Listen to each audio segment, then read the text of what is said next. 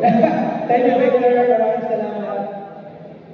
Hi, I'm Nico Dance and ako yung administrator. Oh! Thank you, Nico. Good evening everyone. I'm Julio De Leon at Diaz. Thank you, Julio.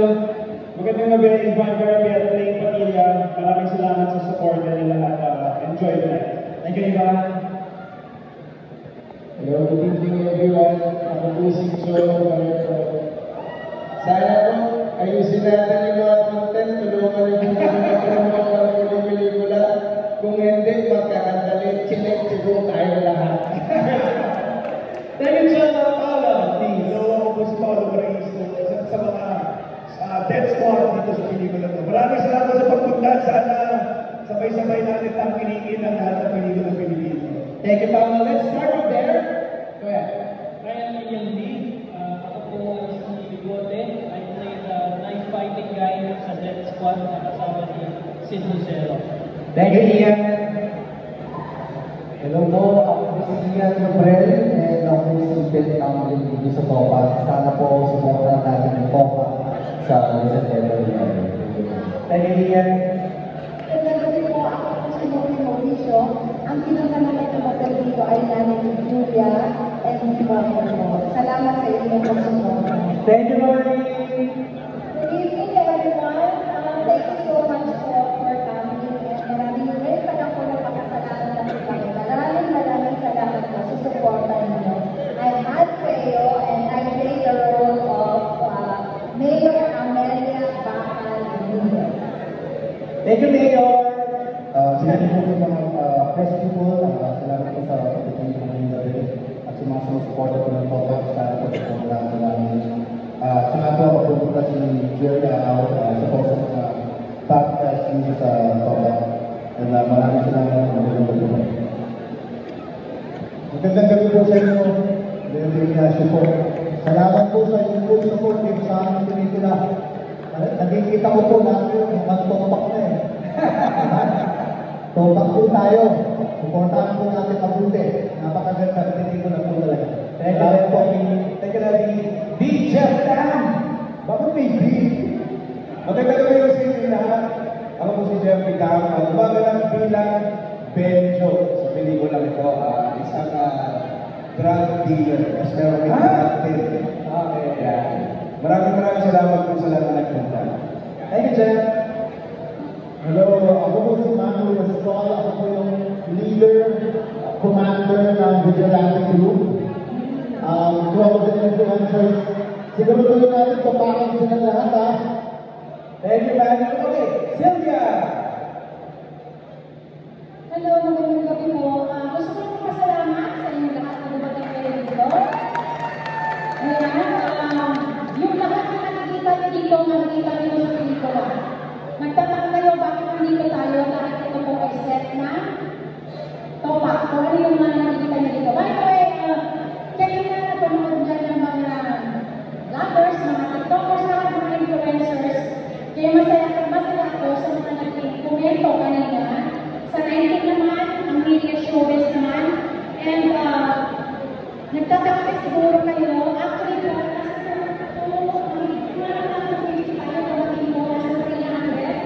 meron pa mga umakuha na hindi po namin pinanagyan. Okay? Magmati, ayaw po namin pinanagyan, nagpapasalamat kami. Kaya dami namin. Nagpapasalamat kami ng aircon. Sila naman sa amin. Kaya maraming salamat po. Isa lang po sa sasabihin ko sa inyo. Maniwala kayo ang artista ako. Isa lang sa sasabihin ko. Ang gagawin ng mga artista kung hindi ko sa akin. Kaya patuloy ko ito sa akin. Thank you, Sylvia. And Joel Angel D. Bibigyan ko sa inyo lahat. Maraming salamat sa oras na pinigil sa amin. Ako po dito sa Stop Engineer at kaibigan natin. Maraming salamat. And Sean Sid. Hello, good evening. My name is Lucero. Sa akin po na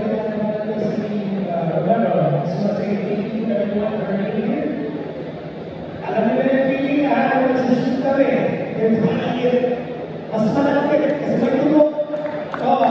40 fever kami.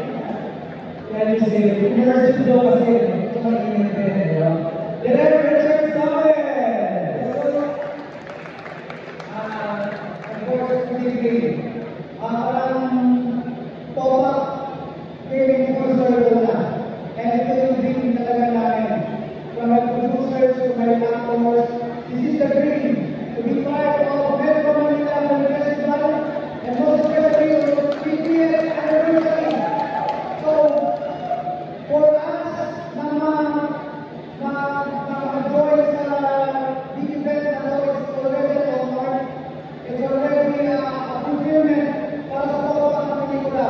And at the same time, we are bringing Topak home. Filipino deserve to see a Pinoy action film once again. And I think this is the stepping stone na magaling ang pure Pinoy action cinema sa Pilipinas.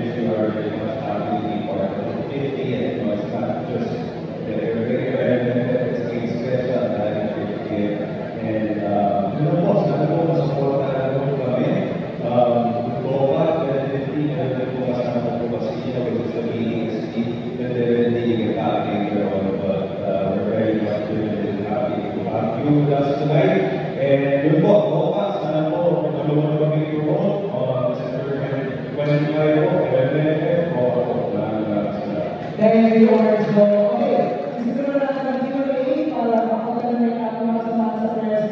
Shoot and guest will help me have the microphones at press na magtatanong. Pero, wala naman natin sa wala i-amas ng doon because of our story. Good evening everyone. Ayun, mag-usay mo na. Yung first question ko kayo Richard Summit. Ako parang sinabi mo sa doon yung amin sa aking story. Pero pwede paki-share mo sa amin kung saan nanggaling yung at kung saan inspired yung na story. Okay, as like what I've told sa mga artista ko before, when I wrote the script, Topak is really born out of pandemic. Nung lahat tayo contained and all, and we are all bombarded by the news sa TV, pandemic, death, gera, famine, away ng lahat. Doon na-create yun. And at the same time, looking back sa script na sinulat ko, I realized na it was my Topak after all. Sarili kong multo ang sinusulat ko na sa lahat ng mga takot. And then, I just realized na kailangan ko nung ilagay sa pelikula. And I'm a #1 fan ng Pinoy action film. Mas purist ako sa Pinoy action film. Tungkol sa isang tao na inapit, lumaban at nanalo sa dulo. Yun lang ang kwento ko. And nung sinulat ko yung script, and then Arjo and Julia came along in the picture, everything is a history. Both of them naging revelasyon sa akin na nagkaroon ng buhay ang mga karakter na sinulat ko hanggang sa umabot sa punto na naniniwala na ako na hindi na si Julia Montes ang nag-acting sa harap at saka hindi na si Arjo ang nag-acting sa lahat, and lahat po ng artista, na-involve na rin sila, and nabuksan na rin ang pananaw nila, at saka pati yung tanong nila kung ano ang nag-trigger sa isang tao, bakit nagkakaroon ng topak. So it's a process, mahabang proseso siya, pero maganda dahil napaka-personal ng kwento, and lahat tayo, and lahat ng mga artista ko, I'm sure, may mga kanya-kanyang topak yan. Depende na lang kung paano ilabas. Thank you. Thank you, Direk. Last na lang, to the main cast, siguro si Encho, si Kong, Arjo, si Julia, sama na rin si Ma'am Sylvia. Sabi nga ni Direk, parang may mga times all of us nakaka-encounter tayo na tinatopak tayo. Kayo po, when was the last time you have topak? Paano nyo in-address yung pagiging topak ninyo to control yourself? Si Miss Sylvia, please. Kanina lang, tinopak ako kasi nagutom na ako. Pag nagugutom ako, tinopak talaga ako. Sa dami, actually ngayon gusto sabihin na mas na-appreciate ko yung mga pro people kasi nasa production ako. So, sumaludo ako bigla sa mga staff, sa mga production. Dahil ang hirap pala talaga na ginagawa nila. Halos walang kain, takbo dito, takbo doon, halos walang tulog. Unlike yung artista ako, dating ko sa set, ate ako, umuwi ako, kung natapos, bayad ako, sila, ibang klase ng trabaho. So, yan, mararanasan ko ngayong magutong. Actually, gusto mong kumain, pero nahihirapan ka kasi kailangan mong tapusin. Yun lang talaga. Tapos, kanina, pumipitipitik yung topak ko talaga, pero kailangan kong kontrolin. Dahil pag tinopak ka, sila ang araw mo sila. Yun. Salamat. And Sean, when was the last time? Iniisip ko kung kailan talaga ako tinopok kasi as much as possible, kinokontrol ko talaga yung sarili ko.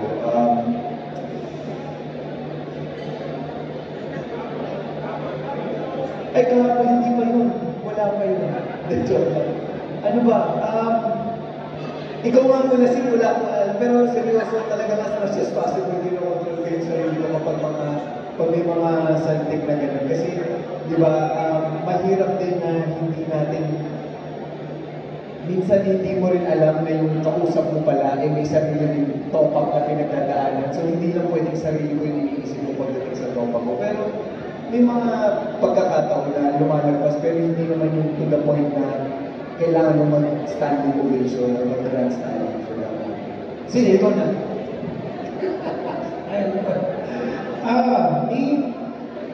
To whoever has followed me, alam ko siguro na isang pag-umpura sa kanya. So, I am proud to say that I'm working on that. And matagal hindi na ito. If ever sa taping, hindi na ito mga sa eksena, hindi na mayroon na ito. Kung ilan na talaga sa buong world of tatamahan. So, in other words, yeah, getting older. Getting older. Arjo, Ako hindi ko maalala. Definitely, alam ko. So definitely, sa statement na magagawa na definitely, I think kapag nagkakatawa ko, I try to really exit talaga. As in, deeply walk out or walk away or try to avoid feeling or talking about it. Because minsan kapag hindi natin alam, may masakit tayo sa tao or sa mga tao na nag-ialaman na sa sitwasyon and hindi na natin mababawa ang sinasabi natin. So instead, you walk away, you try to take a deep breath, always try to be a better person. Hingang malalim muna. Yes, definitely. Diba? Julia, ikaw naman, kailan? Totoo po. Kanina lang. Hindi, gaya sabi ng Xavier, mababaw ano mo pag sa punto. Plus, harsh ako sa sarili ko po eh. So kanina, pagpunta dito, syempre nakamindset ako kailangan ko mag-ayos. Yung susi, ang sabi kong dala sa araw na yun, dapat susi ng unit. Yun pa yung pinaka-naiwan ko. So paano kami magsisimula mag-ayos kung wala kami susi ng unit? So medyo brutal ako sa sarili ko kapag gano'n. So mas pinag mabilis ako ma-affect, sensitive ako tao. So, yun. Ang topak lang yan, sisimangan ako. Minsan nag-iiyak pa ako, sobrang frustration. Pero, ganun lang naman. At kapag kumain na ako ng masarap na pagkain, automatic na nangingiyak. Ganun lang ba? Pag gutom talaga nakakaano na nakinis. Parang feeling ko lahat naman meron tayo may topak pag-gutom. Totoo. Yung iba, pag bagong gising, pag magtolokohin, or bagong ano, sa akin, pag-gutom, medyo talo-talo tayo. Thank you, Julia. Before I give the microphone to Kay Nagabar, you touched on this kanina dun sa The Making video, no? Pero gusto ko lang nag-uusap kami kanina nilang Galen sa kanilang araw. True to life ba yung character ni Arjo? Meron bang specific na tao hinulma? Actually, yung role ni Arjo, molded yan sa mga security guard na nakasalamuhan ko sa shooting. Most especially, pag ang mga location mo, mga abandoned warehouse. Okay. Kasi ang dami ng mga locations eh. And palaging may caretaker na security guard. Okay. And then syempre, pag matagal na kami mag-shoot dun sa location na yun, you get along with that security guard day in, day out. Pausap mo siya.